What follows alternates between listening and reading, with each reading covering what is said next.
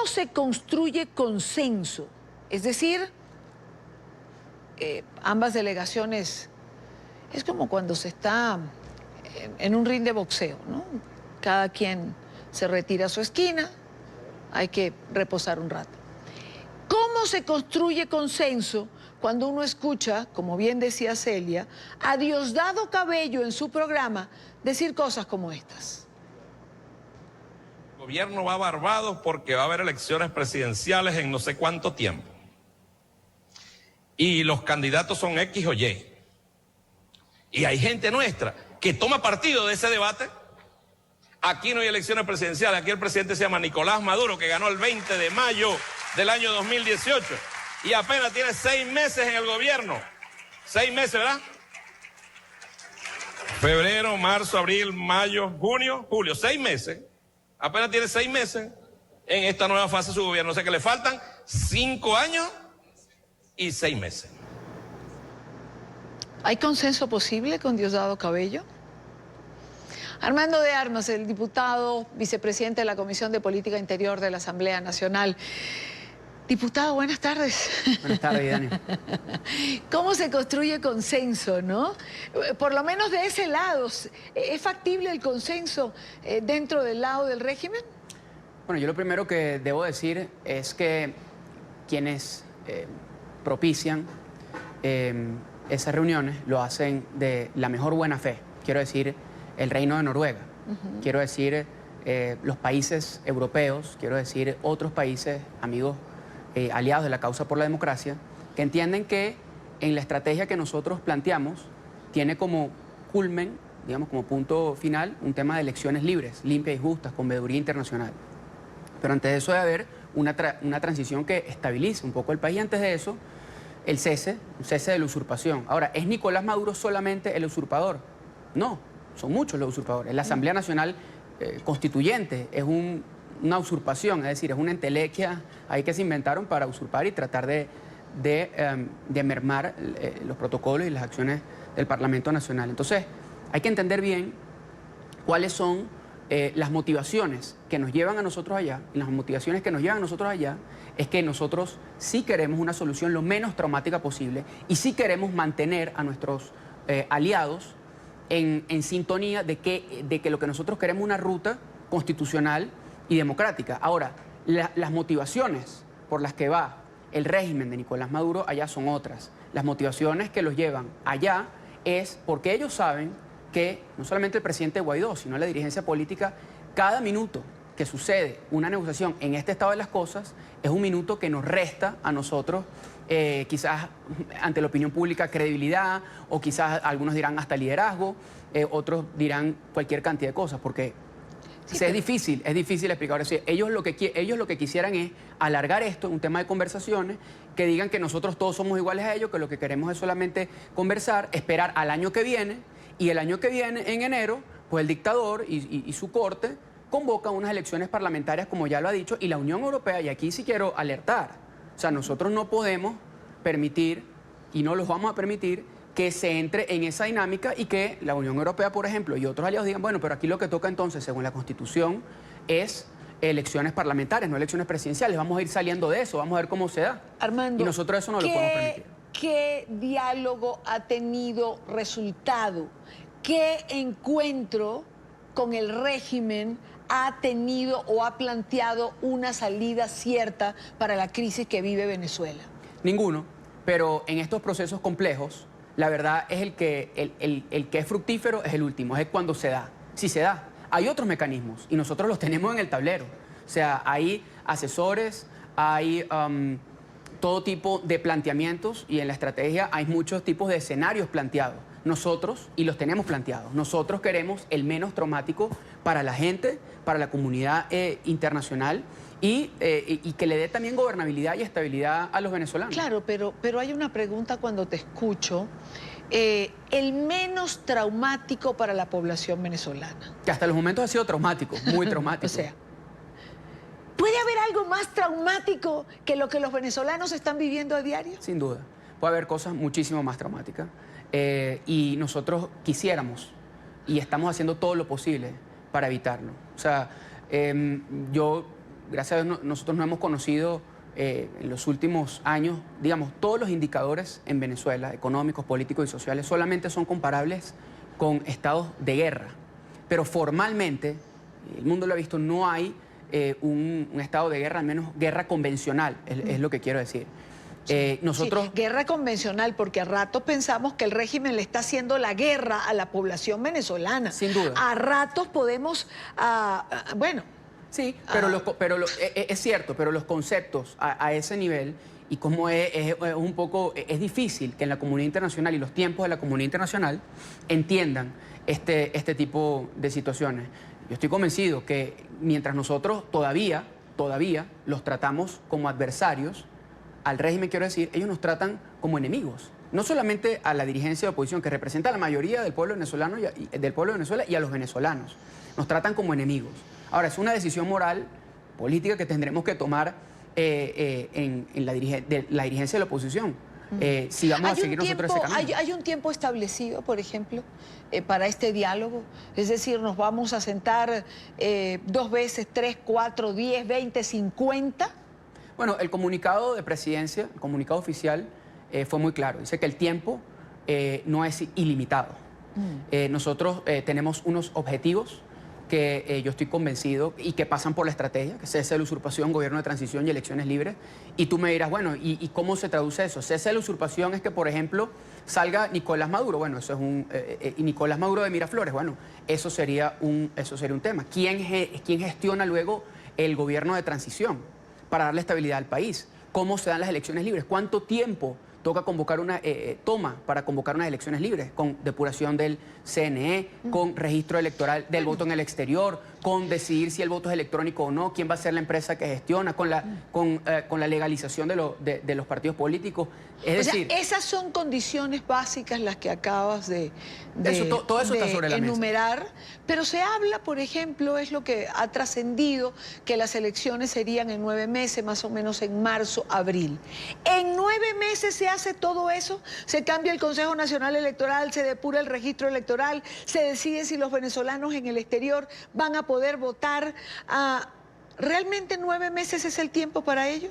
Bueno, eso es lo que dicen los expertos. Nosotros, por eso es que en la primera reunión se llevó a Vicente Díaz y ese fue uno de los consensos, digamos, de los que se llevó. Para eso solamente se necesita voluntad política. Ahora, nosotros tenemos la voluntad política de llevar esto al mejor término posible. Y eso es lo que hemos comunicado con los aliados. Yo no confío y no creo que el régimen lo quiera así. Yo lo que creo es que ellos quieren seguir ganando tiempo. Y yo voy a decir algo, y este es un criterio personal.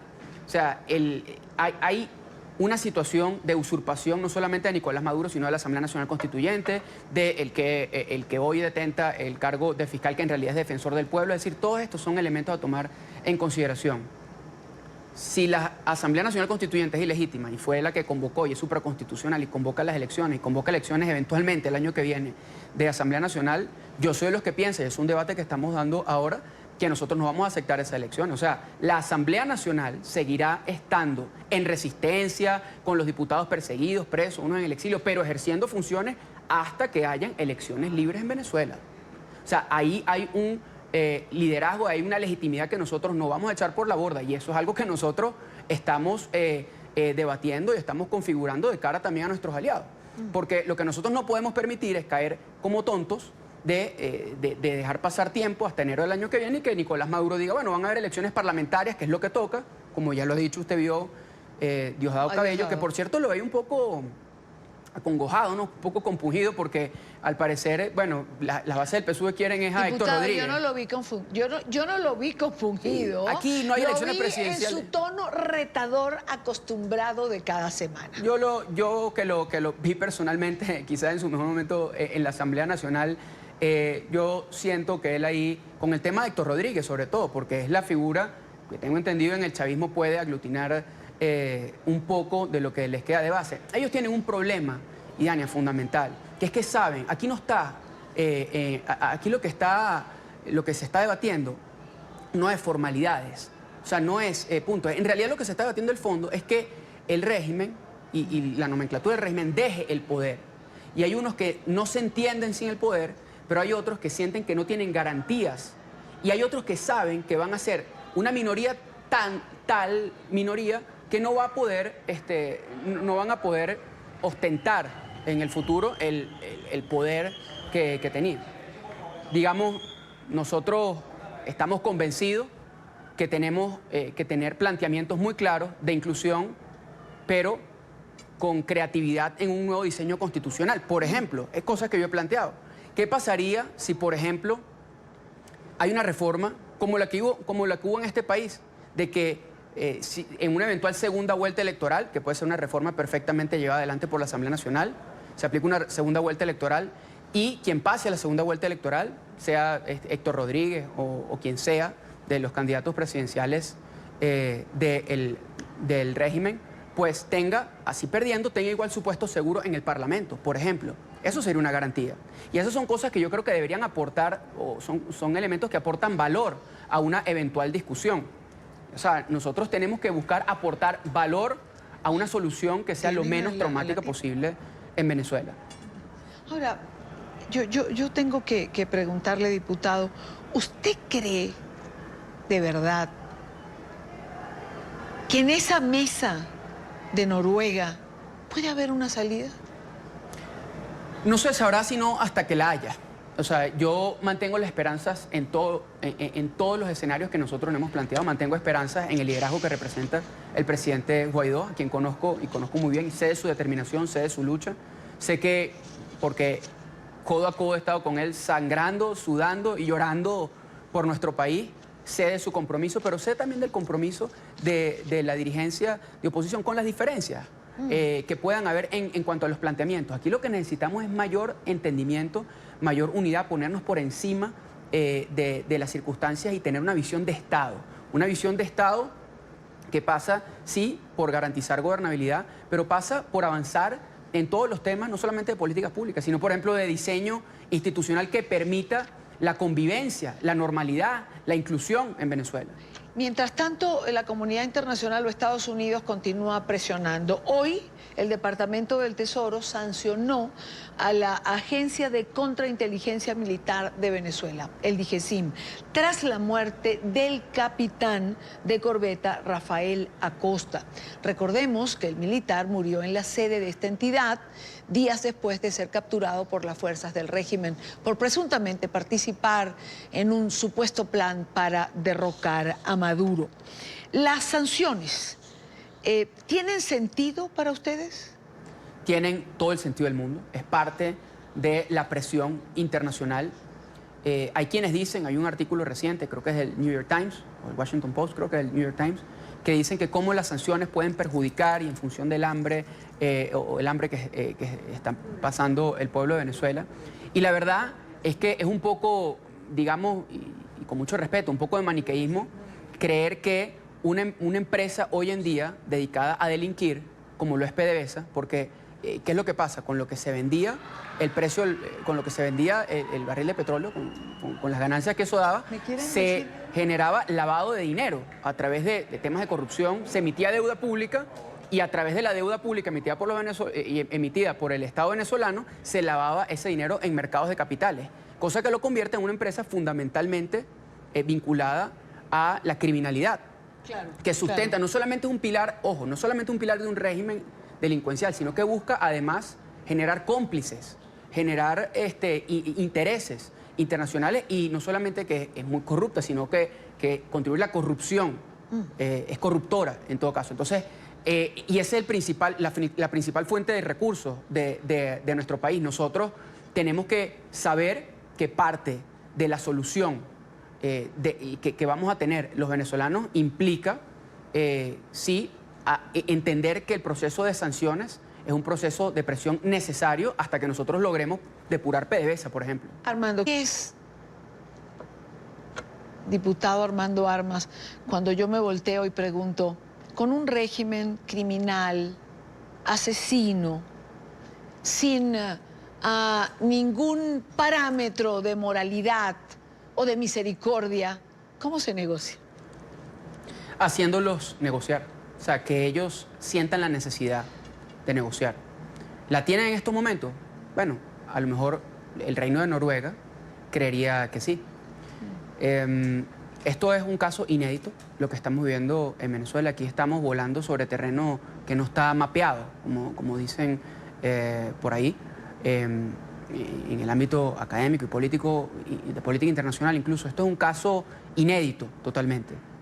Y nosotros estamos explorando las diferentes opciones para poder trascender esta situación. Cese de la usurpación implicaría que se fuese Maduro. Hay quienes, por ejemplo, dicen que el cese de la usurpación es solamente que se vaya Maduro, porque dirán, bueno, quizás los representantes de la democracia son unos intransigentes y lo que quieren es que se vaya Maduro ya. Bueno, yo creo que también en el mecanismo de Oslo, Barbados, se deben estar discutiendo cosas, si no yo hago público algunas ideas acá.